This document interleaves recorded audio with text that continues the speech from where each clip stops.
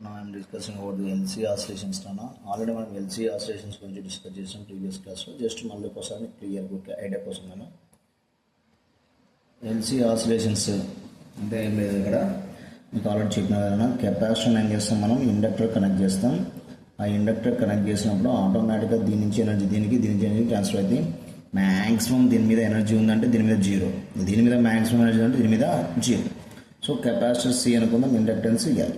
కాబట్టి దీని మీద charge at the time t seconds నానా ఛార్జ్ అనుకుందాం Q. ఇక్కడ కరెంట్ ఎంత అంటే I. అప్పుడు ఇక్కడ ఎనర్జీ ఎంత స్టోర్ ఉంటుంది, ద ఎలక్ట్రికల్ ఎనర్జీ అంటున్నాను. That equal you can write as Q²/2C. ఇక్కడ మ్యాగ్నెటిక్ ఎనర్జీ నాను అదెంత సార్ అంటే ½LI². మొత్తం మీద సర్క్యూట్లో అంటే ఈ ఎల్సీ మొత్తంలో ఎనర్జీ ఎంత ఉంది సార్ అంటే electrical energy plus magnetic energy. That equal you can write as Q²/2C plus ½ LI². ఇక్కడ కరెంట్లో ఫ్లో అవుతుంది, ప్లస్ మైనస్ అనుకున్నాను, కరెంటు ఫ్లో అవుతూ ఉంటుంది. సో ఇక్కడ మ్యాక్సిమం కరెంటు అనుకుందాం, లేదా మ్యాక్సిమం ఛార్జ్. ఇది I0 ఇది మ్యాక్సిమం కరెంట్, Q0 ఇది మ్యాక్సిమం ఛార్జ్. అప్పుడు కెపాసిటర్ మీద ఛార్జ్ ఎనర్జీ ఎంత రానా Q02/2C. దీంట్లో కరెంట్ ఎనర్జీ ఎంత రానా ఇండక్టర్లో ½ LI02. ఇక్కడ ఎనర్జీ మ్యాక్సిమం అయిపోయింది అంటే ఇది ఖచ్చితంగా జీరో ఉంటుంది. దీని మీద ఎనర్జీ దీని మీద ఎనర్జీ జీరో అంటే దీని మీద ఎనర్జీ మ్యాక్సిమం ఉంటుంది. లేదా at the time 1 second 2 second 3 second అంటే ఇది. ఇక్కడ I ప్లస్లో ఏమన్నా రాయొచ్చు I0 sin ωt, Q ప్లస్లో Q0 cos ωt. I sign ఏంటంటే ఇది కాస్ అయిపోతుంది నాన్న. అట్లా మనం చూసుకుంటే అయిపోతుంది, అది ఐటమ్. దీన్ని మనం దేంతో కంపేర్ చేస్తామంటే మనము మెకానికల్ ఈక్వేషన్తో కంపేర్ చేసినప్పుడు ఇక్కడ మీకు ఏమని చెప్పిన టోటల్ ఎనర్జీ కూడా Q²/2C ప్లస్ ½ L². దీన్ని మనం లోడెడ్ స్ప్రింగ్తో కంపేర్ చేసుకుంటున్నాను అప్పుడప్పుడు వాడు. ఇది ఇది ఏమనుకుందాం K. ఇప్పుడు ఇది మోషన్లో నేను పుల్ చేసి రిలీజ్ చేసినప్పుడు ఆసిలేట్ అవుతూ ఉంటుంది నాన్న, ఓకేనా. సో ఈ ఆసిలేట్ అయ్యేటప్పుడు ఇక్కడ ఎనర్జీ ఎంత ఉంటుంది సార్ అంటే స్ప్రింగ్లో ఎనర్జీ ఎంత ఉంటుందన్న ½ KX².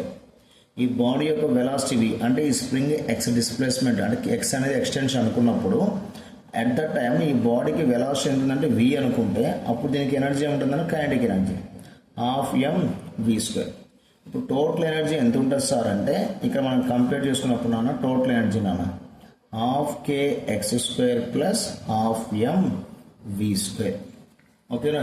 ఇది SHMలో మెకానికల్ పార్ట్, ఇదేమో LC ఆసిలేషన్. ఇప్పుడు మనం ఇక్కడ కంపేర్ చేస్తే సింపుల్గా నువ్వు రెండు కంపేర్ చేస్తే ఇక్కడ మాస్ ప్లేస్లో ఇక్కడ ఏముంది మనకు inductor, velocity flow of charge nothing but current నాన్న ఇక్కడ కంపేర్ చేయండి. తర్వాత ఇక్కడ స్ప్రింగ్ కాన్స్టెంట్ ప్లేస్లో చెక్ చేయండి. ఈ స్ప్రింగ్ కాన్స్టెంట్ ప్లేస్లో ఇక్కడ నీకు ఏముంది 1/C ఉంటుంది అన్న, అదే అడుగుతుంటాడు. స్ప్రింగ్ కాన్స్టెంట్ ప్లేస్లో ఇక్కడ నీకు ఏమొచ్చిందన్న 1/C రెసిప్రోకల్ కెపాసిటీ. ఇక్కడ మనకు డిస్ప్లేస్మెంట్ అదే ఎక్స్టెన్షన్ ఆఫ్ ద స్ప్రింగ్, ఇక్కడ మనకు ఛార్జ్ అన్న. ఆ కంపారిజన్ కొంచెం నీకు ఐడియా ఉంటే బెటర్ నన్ను, అంత మించి లేదు అక్కడ. ఇక్కడ X అంటేనేమో డిస్ప్లేస్మెంట్ ఆఫ్ ద స్ప్రింగ్ లేదా extension of the spring, K అంటేనేమో స్ప్రింగ్ కాన్స్టెంట్, M అంటే mass of the load, V అంటే వెలాసిటీ. దీన్ని మనం దేంతో కంపేర్ చేస్తుండో LC ఆసిలేషన్ సర్క్యూట్తో కంపేర్ చేస్తాం. అప్పుడు నీకు ఈ కంపారిజన్ ఐడియా ఉండాలి. ఇండక్టెన్స్ అంటే మాస్ అయిపోతుంది నాన్న, వెలాసిటీ అంటే కరెంట్ అయిపోతుంది, డిస్ప్లేస్మెంట్ అంటే ఇండైరెక్ట్ ఇక్కడ ఏమైతే మనకు ఛార్జ్. స్ప్రింగ్ కాన్స్టెంట్ దేనికి ఈక్వల్ అవుతుందంటే 1/C నాన్న, రెసిప్రోకల్ ఆఫ్ ద కెపాసిటెన్స్. ఇక్కడ దీని మీద maximum energy is transferred from capacitor to inductor or inductor to capacitor. So ఎంత టైం పడుతుంది సార్, ఒమేగా నీకు ఫామ్ తెలుసు, resonance frequency omega = 1/√LC. Already previous క్లాస్లో చెప్పినాను. ఇది ఈ కంపారిజన్ కోసం. దీని తర్వాత ఈ చాప్టర్లో మనకు మెయిన్ ఇంకోటి ఏముంది అంటే నాన్న ట్రాన్స్ఫార్మర్. ట్రాన్స్ఫార్మర్ ఎందుకు సార్ అంటే మెయిన్ యూజ్ నాన్న లో కరెంట్ హై కరెంట్ అట్లా చెప్తా ఉంటాను నాన్న. మనకు పవర్ కాన్స్టెంట్గా మెయింటైన్ చేసుకుంటాం. పవర్ P = VI నాన్న, వోల్టేజ్ ఇంటూ కరెంటు. వోల్టేజ్ లో ఉంది అంటే కరెంట్ హై కావాలి, లేదు వోల్టేజ్ హై ఉంది అంటే కరెంట్ లో కావాలి. సో అంటే ఈ లో వోల్టేజ్ని మనం హై వోల్టేజ్గా మార్చాలి అట్ హై కరెంట్ లో కరెంట్. లేదు హై వోల్టేజ్ ఉంది అంటే కరెంట్ ఏం కావాలి లో. అంటే వోల్టేజ్ని అన్న హై వోల్టేజ్ టు లో వోల్టేజ్, లో వోల్టేజ్ టు హై వోల్టేజ్ ఈ విధంగా మార్చాలి. లో voltage at high current to లో voltage at high current to high voltage at low current, vice versa nana.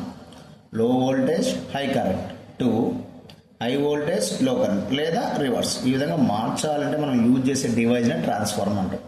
ఈ ట్రాన్స్ఫార్మర్ ఏముంటాయి సార్ అంటే ఒక మెటల్ ఫ్రేమ్ ఉంటుంది నాన్న, రెక్టాంగిల్ షేప్లో ఉన్న ఒక మెటల్ ఫ్రేమ్ ఇలా ఉంటుంది అన్న. మనకు నెంబర్ ఆఫ్ స్టిక్స్ ఉంటాయి నాన్న, not sticks, strips number of strips ఇలా ఉంటాయి నాన్న మనకు.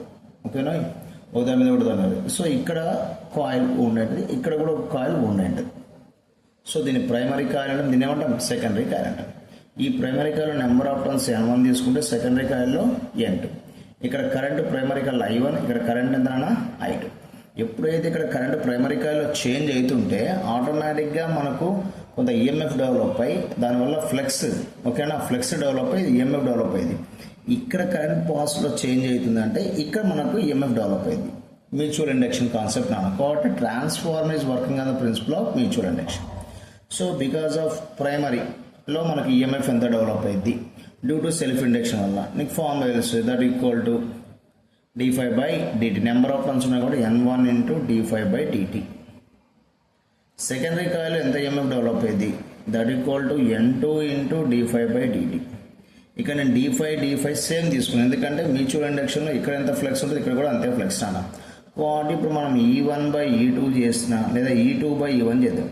E2/E1 చేస్తే నీకేమొస్తుంది, ఇక్కడ N2/N1 వస్తుంది. d5/dt d5/dt cancel. It is called as the transformer ratio అంటాం మనం. The ratio between the number of turns in secondary coil to number of turns in primary coil. That is called transformer ratio. ఎప్పుడైతే నువ్వు ఇక్కడ N2 > N1 అంటే number of turns దీంట్లో ఎక్కువ తీసుకుంటే, దీనికంటే దీంట్లో నెంబర్ ఆఫ్ టర్న్స్ ఎక్కువ ఉంటే ఆటోమేటిక్గా నీకు ε2 ఈజ్ > ε1. అంటే నువ్వు ఇన్పుట్లో ఇచ్చిన ప్రైమరీ కాయిల్లో ఇచ్చిన వోల్టేజ్ కంటే సెకండరీ కాయిల్లో నీకు అవుట్పుట్లో వచ్చే వోల్టేజ్ నా ఇక్కడ వచ్చేది అవుట్పుట్, ఇది ఇన్పుట్లో తీసుకుంటాం. ఈ ε2 అంటే individual EMF in the secondary coil is more than the primary coil. కాబట్టి this is called the step up transformer అంటాం. ఒకవేళ నాన్న ఇఫ్ N2 < N1 అప్పుడు ఆటోమేటిక్గా ఏమైతే నీకు ε2 ఈజ్ < ε1 అంటే మనం ఇచ్చిన ఇన్పుట్ కంటే అవుట్పుట్ తగ్గింది, అప్పుడు దీన్ని స్టెప్ డౌన్ ట్రాన్స్ఫార్మర్ అంటాం. బెస్ట్ ఎగ్జాంపుల్ స్టెప్ డౌన్ అంటే మన బెడ్ ల్యాంప్ నాన్న, ఇంటికి వచ్చే వోల్టేజ్ ఎంత ఉంటుంది, 240 volts ఉంటుంది. బట్ మనకు ఈ బెడ్ ల్యాంప్లలో అంత వోల్టేజ్ అవసరం లేదు, తగ్గించుకోవాలి. కాబట్టి బెడ్ ల్యాంప్ దగ్గర చిన్న ఒక ట్రాన్స్ఫార్మర్ ఉంటుంది నాన్న. ఆ ట్రాన్స్ఫార్మర్లో ఏమైందంటే హై వోల్టేజ్ కాస్త లో వోల్టేజ్కి వచ్చేస్తుంది, అంటే స్టెప్ డౌన్ ట్రాన్స్ఫార్మర్ అంటాం. ఇక్కడ దీన్ని ఏమన్నా ట్రాన్స్ఫార్మర్ రేషియో నాన్న. ఓకేనా, ఇది నీకు ఐడియా ఉండాలి, ఈ ఫార్ములా ఇంపార్టెంట్. ఒకవేళ మనకి ఇచ్చిన పవర్ అవుట్పుట్లో ఎంత పవర్ ఉందో ఇన్పుట్లో కూడా మనకు అంతే పవర్ వచ్చింది అనుకో, అటువంటి ట్రాన్స్ఫార్మర్ మనం ఏమనాలి, ఐడియల్ ట్రాన్స్ఫార్మర్ అంటాం. అంటే జరగదు ఇది, బట్ జరుగుతుంది, దాన్ని ఐడియల్ ట్రాన్స్ఫార్మర్ అంటాం. ఎందుకు జరగదు సార్ అంటే ఎంతో కొంత ఫ్లక్స్ లీకేజ్ అవుతూ ఉంటుంది నాన్న. ఎంత మనం పర్ఫెక్ట్గా ఉండి వేసి కొంత లీకేజ్ అవుతుంది, అప్పుడు output power input power same ఉండదు. సరే, ఒకవేళ సేమ్ ఉంటే అవుట్పుట్ పవర్ కూడా ఇన్పుట్ పవర్, అప్పుడు అవుట్పుట్ పవర్ ఫార్మ్ అంటే మనకు V × I ε2 I2. ఇక్కడ ఇన్పుట్ పవర్ E1 I1. అప్పుడు నువ్వేమన్నా ఇచ్చి ఇక్కడ ε2/ε1 ఈజ్ ఈక్వల్ టు I1/I2. ఓకేనా. సో ఇప్పుడు ఆటోమేటిక్గా నువ్వు ఇట్లా రాసినప్పుడు, సారీ పేపర్ కంటే ఒక నిమిషం మనం ε2/ε1 ఈక్వల్ టు I1/I2 ఇట్లా రాయొచ్చు. సో ε2 ε1 అంటే నీకేమని తెలుసు, N2/N1. ఓకేనా, ఇది చూసుకోవాలి. ఇది కండిషన్ ఎప్పుడు వాడాలి, నువ్వు వాడు ఐడియల్ ట్రాన్స్ఫార్మర్ అని మెన్షన్ చేస్తేనే ఈ కండిషన్ నాన్న. లేదనుకో నార్మల్గా ε2/ε1 ఈక్వల్ N2/N1 వాడాలి. సో ఇది చూసుకోవాలి ఇక్కడ నుంచి మనకు. సో ఇక్కడ మనకు ఈ లాజిక్ నీకు ఐడియా ఉంటే బెటర్ నాన్న. ఎప్పుడు కూడా ఈ power, input power, output power ఇవన్నీ కూడా మనకు లాజిక్ బెస్ట్. ఓకేనా. ఒకవేళ sir input power output power same లేకపోతే, నేను ఇక్కడ 100 volts ఇచ్చిన ఇన్పుట్లో, నాకు అవుట్పుట్లో ఓన్లీ 60 volts వచ్చింది అంటే సింపుల్గా అయిపోతుంది స్టెప్ డౌన్ ట్రాన్స్ఫార్మర్. ఎందుకంటే ఇన్పుట్లో 100 volts తగ్గిన స్టెప్ డౌన్. మరి ఎట్లా, ఎంత పర్సెంటేజ్ పనిచేసింది, ఎఫెక్టివ్నెస్ ఎంత, దాన్ని ఎఫిషియన్సీ అంటాం మనం. Efficiency eta is equal to ఏమన్నా రాయొచ్చు, output power by input power, ratio between the output power to ratio between input power. ఇక్కడ అవుట్పుట్ పవర్ అంటే E2 I2, ఇక్కడ E1 I1. మనకి ఇచ్చిన దాన్ని బట్టి మనం చెక్ చేసుకోవాలి అనగా అంతమించింది. ఈ ట్రాన్స్ఫార్మర్లో మెయిన్ వర్కింగ్ ప్రిన్సిపల్ అంటే మ్యూచువల్ ఇండక్షన్, ఈ self induction or mutual induction ఉంది. కాబట్టి due to self induction EMF, due to self induction EMF in the secondary coil, EMF in the primary coil, ఆ రేషియో బికాస్ ఆఫ్ దట్. అది మీరు transformer చూసుకుంది. Ideal transformer అయితే కండిషనర్గా తీసుకోవాలి. లేదు నార్మల్గా ఇచ్చిండు అంటే కంప్లీట్గా అవుట్పుట్ ఇన్పుట్ సేమ్ ఉంటుంది, ఎంతో కొంత డిఫరెన్స్ ఉంటుంది. అప్పుడు ఎఫిషియన్సీ క్యాలిక్యులేట్ చేస్తాం, output power by input power. ఇది ఈ చాప్టర్లో మెయిన్ నాన్న. దీని తర్వాత మనకు ఒకటి ఏమిటంటే చౌక్ కాయిల్ అని ఒకటి ఉంటుంది, స్కిన్ ఎఫెక్ట్. ఇంకోటి ఇంపార్టెంట్ అన్న ఇక్కడ స్కిన్ ఎఫెక్ట్. సో ఇంకొక ఇంపార్టెంట్ ఫార్మ్ ఉంది. వాడు ఫర్ ఎగ్జాంపుల్ ఇక్కడ డీసీ ఇస్తాడు. డీసీ అని మెన్షన్ అయింది అంటే ట్రాన్స్ఫార్మర్లో వర్క్ కాదు, ఎందుకంటే transformer is working for AC. ఎందుకు సార్ అంటే మనం లో వోల్టేజ్ని హై వోల్టేజ్, హై వోల్టేజ్ని లో వోల్టేజ్గా మార్చుకోవడం అంటే అది ఏసీకి పాజిబిలిటీ అయింది నాన్న. ఏసీ వల్ల ఏసీ కరెంట్ మనం ఈజీగా లో టు హై, హై టు లో, ఏది by using the transformer.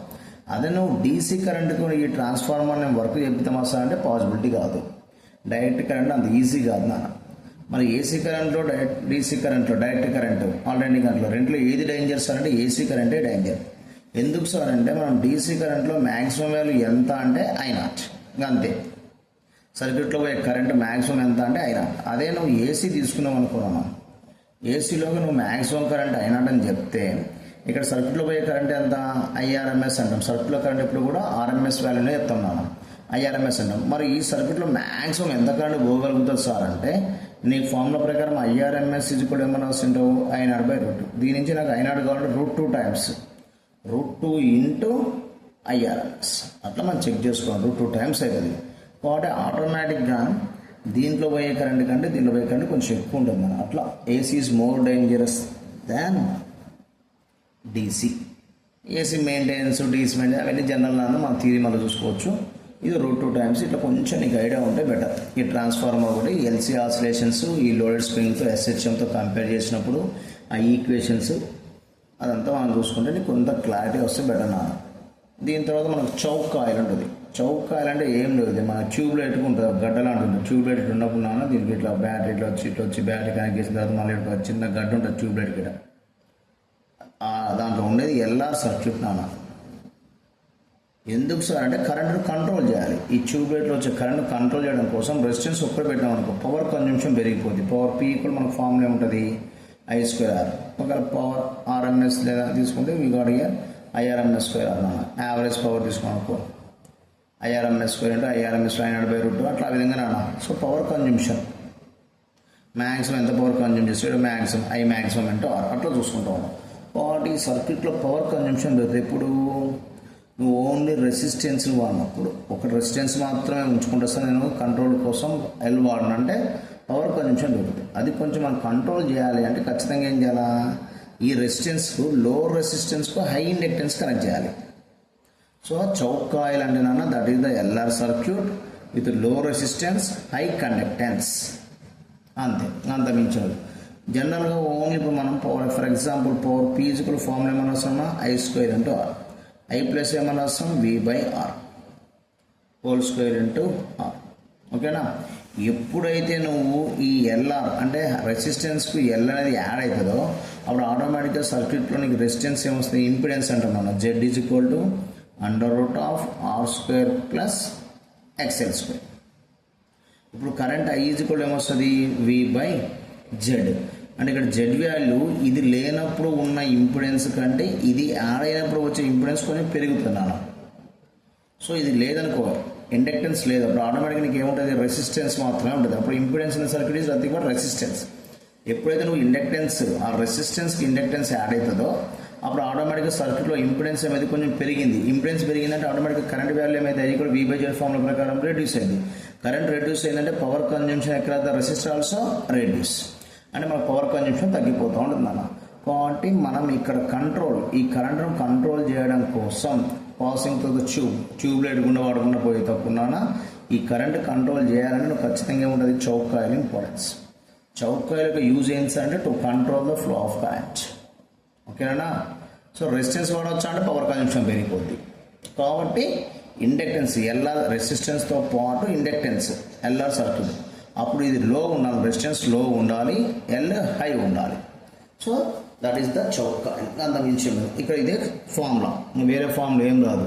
Chowk coil లేనప్పుడు అంటే చౌక్ కాయిల్ లేదంటే ఓన్లీ రెసిస్టెన్స్ ఉన్నప్పుడు ఫార్ములా ఉంటుంది.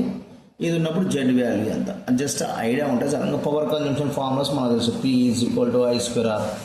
అక్కడ maximum power, average power, instance power check చేసుకొని మనం దాని నుంచి ఫార్ములా చూసుకుంటే సరిపోతుంది. అంత మించి ఉండదు.